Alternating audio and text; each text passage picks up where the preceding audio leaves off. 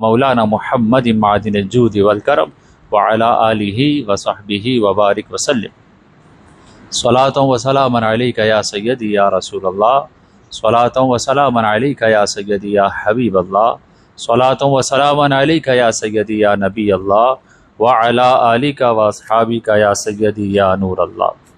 مولا یا صلی وسلم دائما ابدا علی حبیبک خیر الخلق کلہم، هو الحبیب الذی ترجى شفاعته لكل حول من الاحوال مقتحم، یا ربی بالمصطفى بلغ مقاصدنا واغفر لنا ما مضى یا واسع الکرم، مولا یا صلی وسلم دائما ابدا علی حبیبک خیر الخلق کلہم۔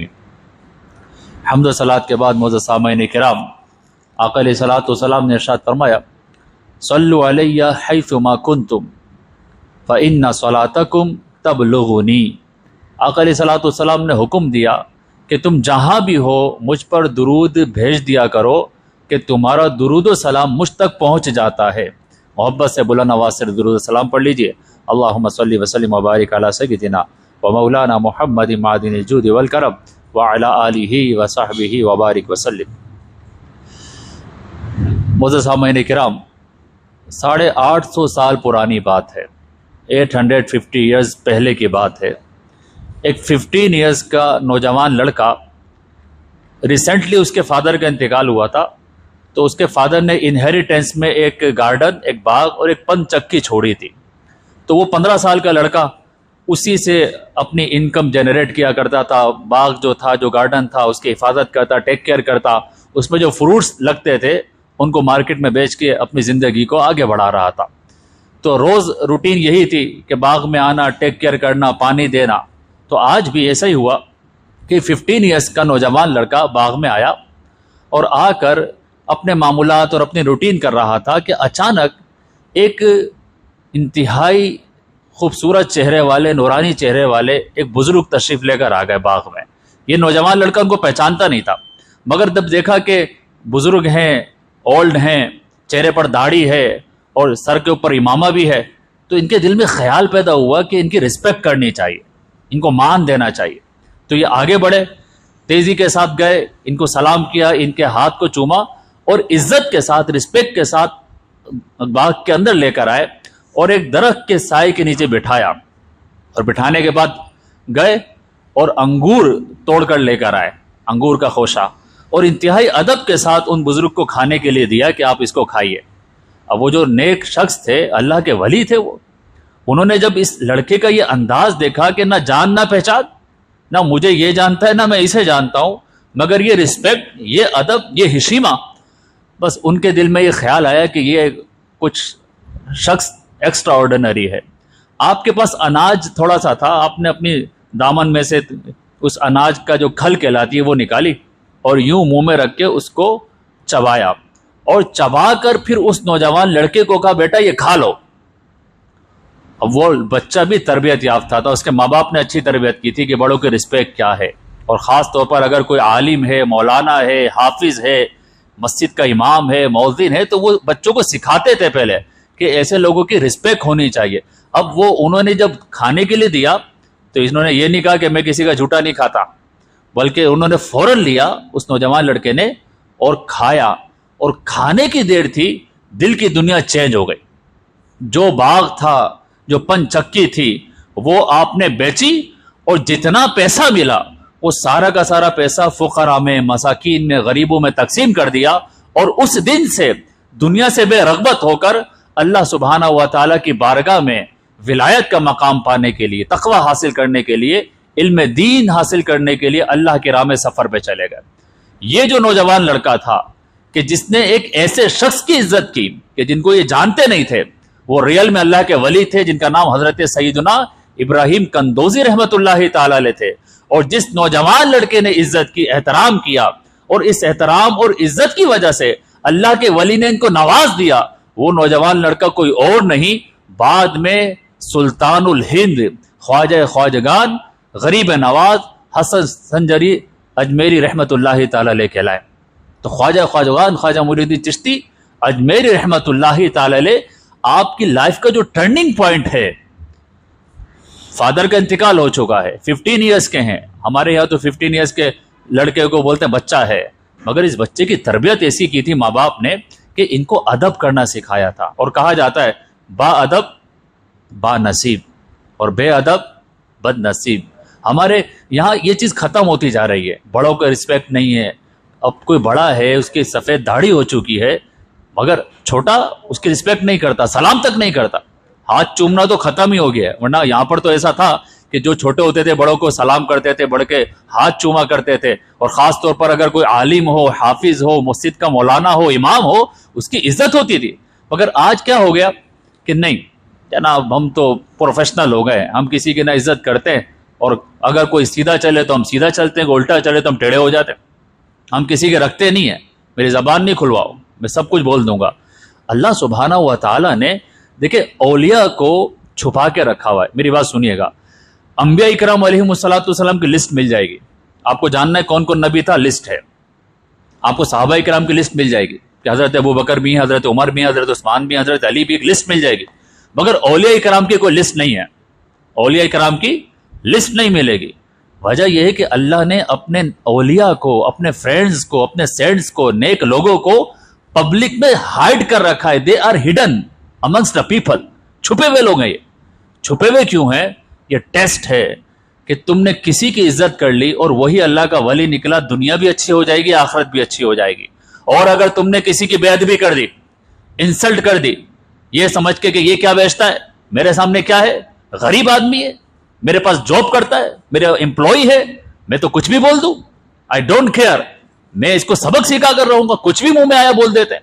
ہمیں نہیں پتا کہ جس کو ہم اس طرح کے ورڈز بول رہے ہیں, جس کے انسلٹ کر رہے ہیں, جس کو ڈرا رہے ہیں, جس کو دھمکا رہے ہیں, کسی کے دل توڑ رہے ہیں, وی ڈونٹ نو کہ وہ اللہ تعالیٰ کا ولی ہو, اللہ کی بارگاہ میں ولایت کا مقام ہو اس کا.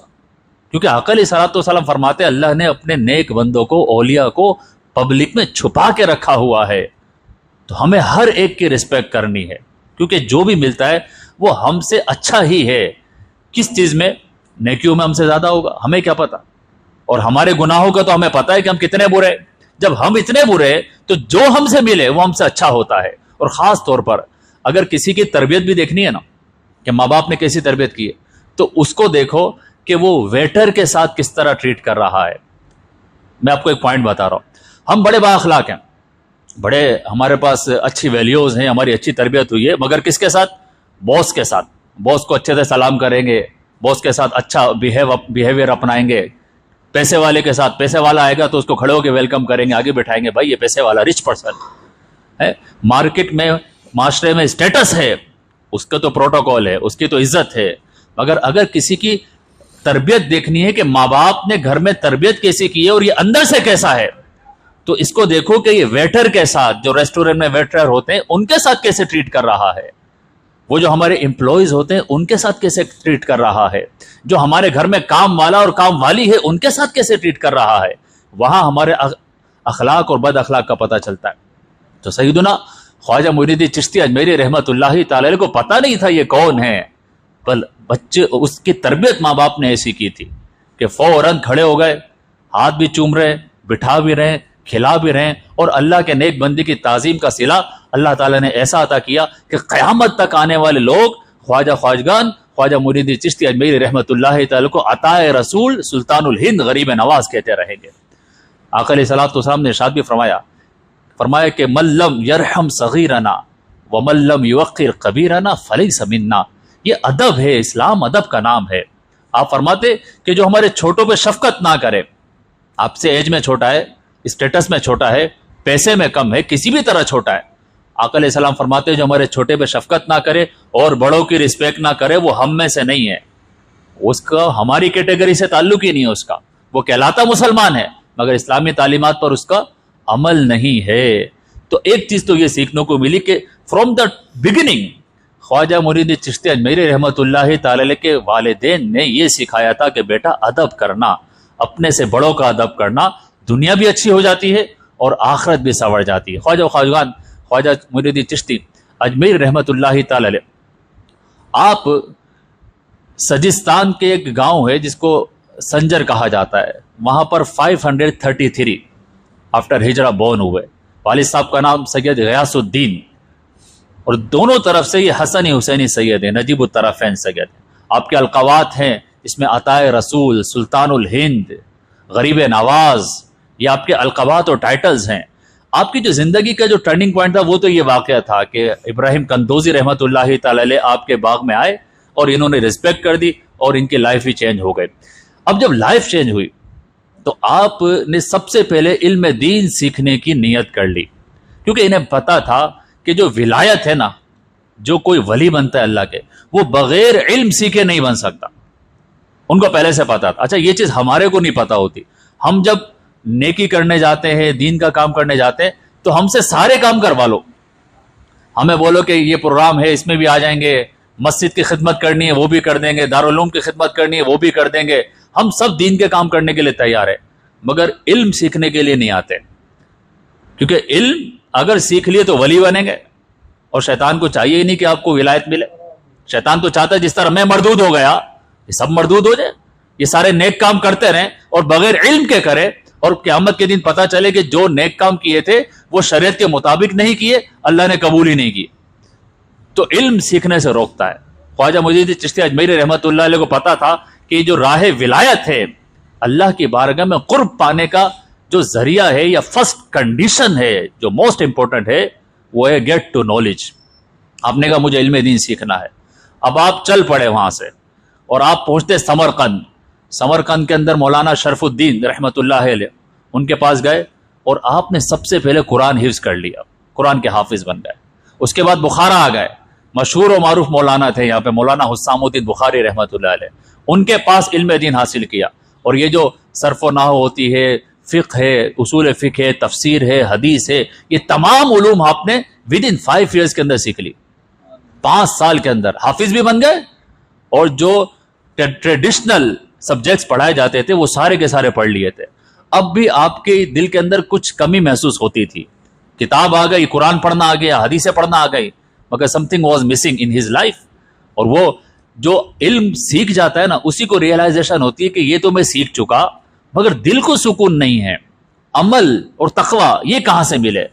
اب خواجہ معین الدین چشتی اجمیر رحمۃ اللہ علیہ، آپ اسی تڑپ کے ساتھ، ایک آپ کے اندر برننگ ڈیزائر تھی کہ مجھے کوئی ایسا نیک شخص مل جائے، کوئی اللہ والا مل جائے کہ جو مجھے اللہ تک پہنچا دے۔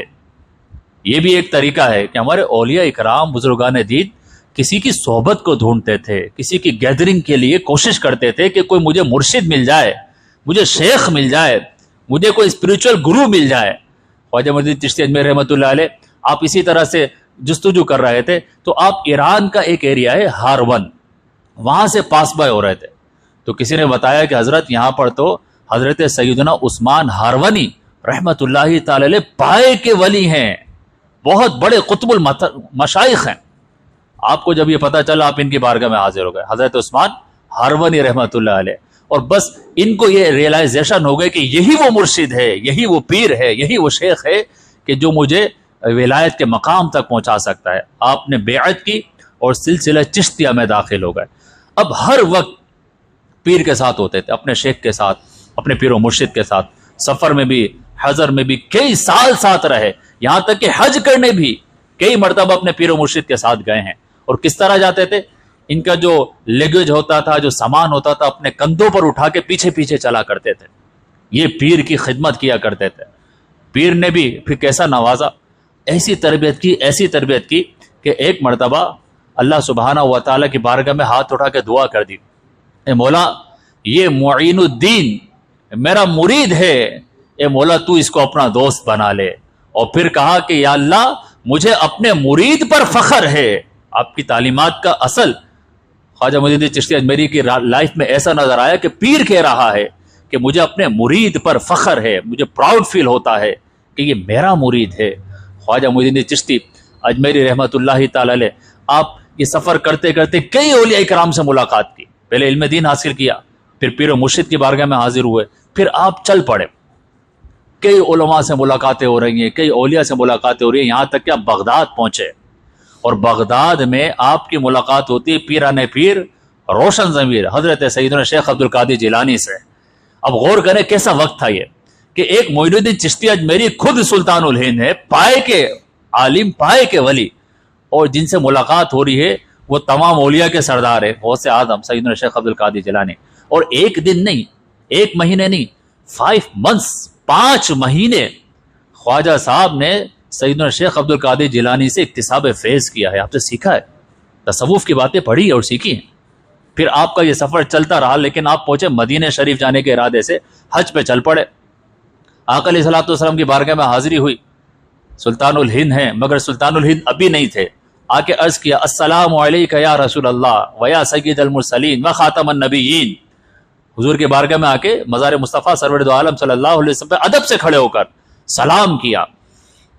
مزار سے جواب آیا وعلیکم السلام یا قطب المشائخ، کہ تم پر بھی سلامتی ہو اے اللہ کے نیک بندے.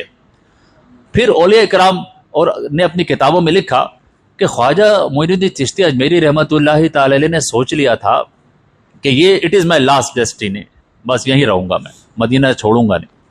مگر آقا علیہ صلاۃ والسلام کی طرف سے حکم آ گیا، خواب میں حضور علیہ صلاۃ والسلام کا دیدار ہو گیا اور کہا اے معین الدین، تم اس دین اسلام کے مددگار ہو اور ہم نے تم کو ہند کی سلطنت عطا کر دی، ولایت عطا کر دی. جاؤ اجمیر چلے جاؤ، تمہاری ذات سے بے دینی دور ہو جائے گی اور اسلام کو غلبہ ہوگا.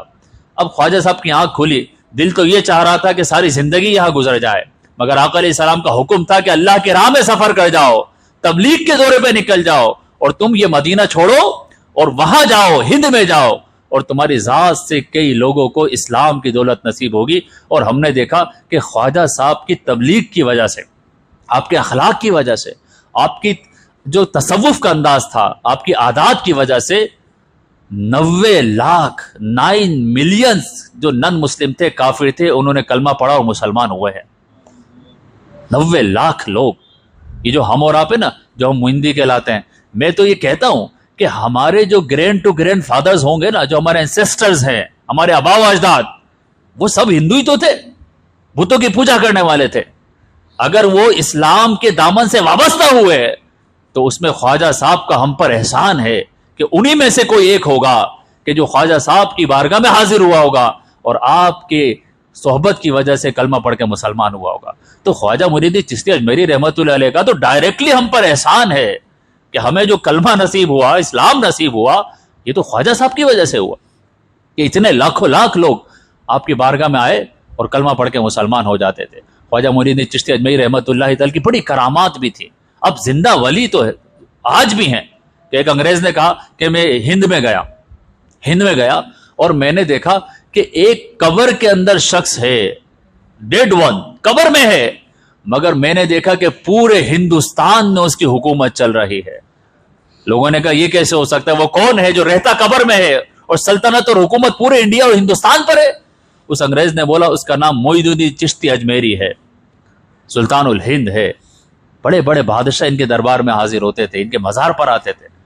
اورنگزیب عالمگیر رحمت اللہ تعالی علیہ کی بات بتاؤں، بادشاہ تھے، کنگ تھے، مگر جب آپ اپنے محل سے ان کے مزار پر آتے تھے نا تو کئی کلومیٹر دور سواری سے نیچے اترتے، چپل اتار دیتے، بغیر چپلوں کے کئی کلومیٹر دور پیدل چلتے ہوئے مزار کی طرف بڑھتے تھے. ایک مرتبہ اسی طرح آ رہے تھے تو وہاں پر دیکھا کہ بہت سارے نابینا بلائنڈ پیپل وہ کافی وہاں پہ کھڑے ہوئے.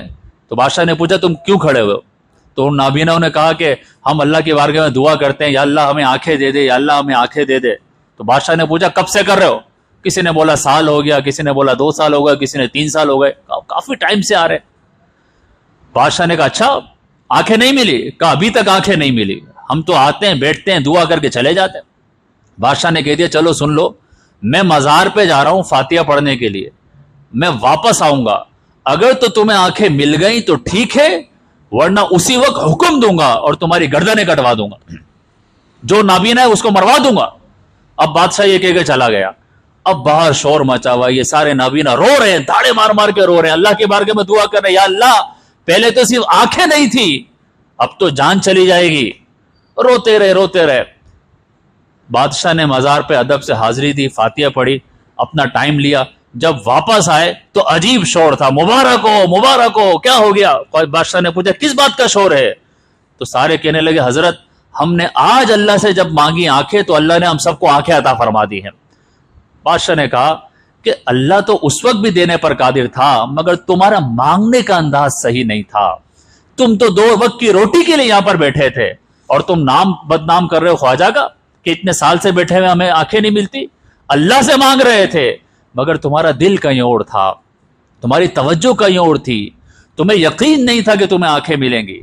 مگر خواجہ کے دربار پر جو بیٹھنے والے نابینا تھے، بادشاہ وقت نے دیکھا کہ جب اللہ سے مانگا، اور بادشاہ کے نے یہ جملہ بول دیا تھا کہ اگر تم کو آنکھیں نہ ملی تو مار دیے جاؤ گے، تو ٹوٹلی فوکس، کنسنٹریشن تھی، یقین تھا، فیتھ تھا کہ اب تو اللہ تعالیٰ ہماری دعا قبول کرے گا، اور وہ مزار خواجہ صاحب کا تھا جس کی برکتیں آپ ان لوگوں کو نصیب ہوئی۔ تو یہ خواجہ معین الدین چشتی اجمیری رحمۃ اللہ تعالی علیہ، آپ کا مزار لاکھوں لاکھ لوگ ہر سال آتے ہیں۔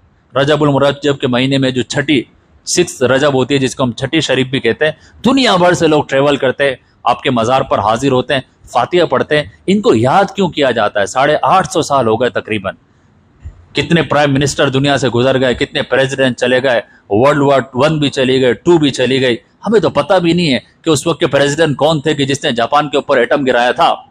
وی ڈونٹ کیئر، ہمیں یاد بھی نہیں ہے اور ہم جاننا بھی نہیں چاہتے۔ مگر کیا وجہ ہے کہ 850 سال گزر گئے، اس بابا کا، اس نیک شخص کا، اس شیخ کا، اس اللہ کے ولی کا دنیا بھر میں ذکر ہے۔ انہوں نے اللہ سبحانہ و تعالی سے دوستی کر لی تھی، اللہ کی راہ پہ چل دیے تھے، علم سیکھا، عمل کیا، اور اللہ کی راہ پر لوگوں کو لگاتے چلے گئے۔ آپ علیہ رحمہ کی سیرت میں آتا ہے کہ آپ رات و رات اللہ سبحانہ و تعالی کی عبادت کیا کرتے تھے، یہاں تک کہ عشاء کے وضو سے فجر کی نمازیں پڑھا کرتے تھے، ہر روز 2 مرتبہ قرآن مجید ختم کرتے تھے، ہر روز 2 ٹائمز قرآن مجید کی تلاوت کرتے تھے۔ یہ میریکل، کرامت ہے۔ آپ کا انداز یہ تھا کہ آپ کا جو لنگر تھا نا، جو آپ کا گھر تھا، وہاں سے لنگر نکلتا تھا، یعنی نیاز اور کھانا، وہ ہر وقت کھلا رہتا تھا۔ اور شہر بھر کے فقیر، آج تو ہم پیسے والے بنتے ہیں نا، اس کو دیکھو، یہ کہلاتا ہے پیسے والا، دا ریچسٹ پرسن ان دا اجمیر۔ آپ کے گھر کے اندر ایک لنگر تھا، نیاز ہوتی تھی، شہر کے سارے فقیر اور مسکین آتے تھے اور آپ کے یہاں سے لنگر کھاتے تھے۔ تو جو مینیجر تھا، جو مینجمنٹ کرتا تھا، وہ جب ان کے پاس آ کر کہتا نا خواجہ صاحب کے پاس، خواجہ صاحب پیسے ختم ہو گئے، اب کھانا کہاں سے بنائے؟ تو خواجہ صاحب کا جو مسلح ہوتا تھا نا، وہ اس کو یوں کرتے، ایسے اٹھاتے اور بولتے یہاں سے نکال لو۔ تو وہ حیران ہو جاتا کہ جب بھی مسلح اٹھایا تو ڈھیروں ڈھیر خزانہ اندر سے نکلتا تھا، پیسہ ہے، کہاں سے آ رہا ہے نہیں پتا۔ یہ وہ اللہ کے ولی ہوتے جو اللہ سے کنیکٹڈ ہو جاتے ہیں، جو اللہ سے کنیکٹڈ ہو جائے تو جو اللہ کا ہے وہ اللہ کے بندے کا ہو جاتا ہے۔ تو اللہ سبحانہ و تعالیٰ خواجہ معین الدین چشتی اجمیری رحمۃ اللہ تعالی کی تعلیمات پر عمل کرنے کی توفیق عطا فرمائے۔ آپ فرماتے تھے کہ اللہ کا ولی وہ ہے، آپ نے 3 خوبیاں بتائیں کہ اللہ کا ولی وہ ہے کہ جو سخی ایسا ہو جس طرح کے دریا پانی، یعنی سخاوت میں دریا کی طرح سخی ہو کہ کوئی بھی آ جائے ہر ایک کو پانی نوازتا ہے۔ اور آپ فرماتے تھے شفقت میں سورج کی طرح ہو کہ سورج یہ نہیں دیکھتا کہ میں اس کو روشنی دوں گا، اس کو نہیں دوں گا، سب کو نوازتا ہے۔ اور آپ فرماتے تھے عاجزی انکساری میں زمین کی طرح ہو، تواضع اختیار کرے۔ اور آج فرمایا کرتے تھے کہ نماز ایک سیکرٹ ہے، ایک سیکرٹ کمیونیکیشن ہے بٹوین بندہ اور بٹوین ہز گاڈ، اللہ کے درمیان۔ اور آپ فرماتے تھے کہ جب نماز پڑھو تو اس کانسیپٹ کے ساتھ پڑھا کرو کہ تم اپنے رب سے باتیں کر رہے ہو۔ اللہ سبحانہ و تعالیٰ آپ کے مزار پر کروڑا رحمتوں کا نزول فرمائے اور آپ کی تعلیمات پر عمل کرنے کی توفیق عطا فرمائے۔ اللہم اجعلنا من الذین یستمعون القول فیتبعون احسنہ۔